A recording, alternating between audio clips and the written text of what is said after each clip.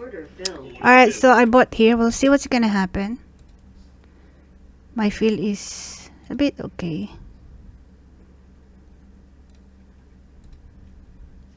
5,825. Alright, bakit ganun yun? Alright, TP is filled. Yes, alright. My TP is filled. So, first trade is $150 gain. Less commission is $146.88. Yung second trade ko kung saan nagkaroon ako ng painful mistake. Tignan nyo. Alright, so I entered here. Alright, we'll see. Whoa, whoa, whoa. Look at that, look at that, look at that. Whoa, TP, TP, TP. Yes, there you go. Oh. What? What happened? Wait. Wait. What happened? Whoa. Ano nangyari? Wait, what? Shucks, what? What? Wait, what? Ah, shucks. I should have not... Ano nangyari? Wait. Bakit na-feel ako pero wala? Na-feel ako pero... Oh my God. Oh, naka-MNQ ako. Ano ba yan? I made mistake. Oh my God. Nagkamali ako mga kaipet. Nakakaasar mga kaipet. That's $400 mga kaipit. That's $400. Alam nyo kung ano nangyari? Oh my gosh, ang sakit nun. Ang sakit. Oh my God.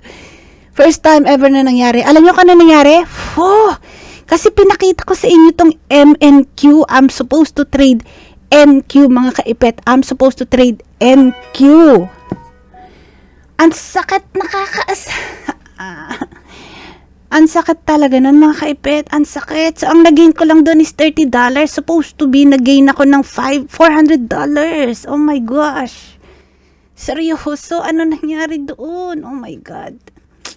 That's terrible. No! Ang sakit mga kaipit. Nasaktan ako doon. I didn't trade with emotion, pero nasaktan ako dahil that's supposed to be $400. And because of that mistake, ito, MNQ, na-trade ko siya with MNQ. Supposed to be NQ trade yon. Second trade ko is NQ. Ano ba yan? Ito siya. Bakit hindi ko na double check? Ayan, mga kaipet, ayan. Nakita ninyo? Oh, it's really painful. Sobra, as in, it's painful kasi this is the first time na nangyari to. This could have been $400 and 2 trades win. Ibig sabihin, I could have won $550 ngayon. Ay, what did I do? Ang ganda pa ang ganda pa ng pagkakapasok mga kaipet. Sobrang ganda ng pagkakapasok. Bakit hindi ko nakita? As you can see, second trade ko only gained $40.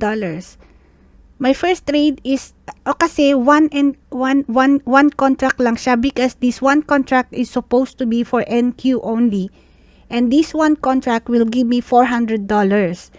So, $40 dahil micro lang siya pero $400 dapat yan. And, eto siya, again, na-feel ulit ako sa very top. As you can see, dito yung TP ko. This is where I got hit. Ang sakit nito. Nasaktan ako. I didn't trade with emotions. Wala akong emotion nung nag-trade ako. As you can see, once pagka-enter ko dito, anong nangyari? Na-hit agad yung TP ko in just 1 minute. That's my strategy. Once na nag-enter ako, 1 minute or 2 minutes, done. That's it.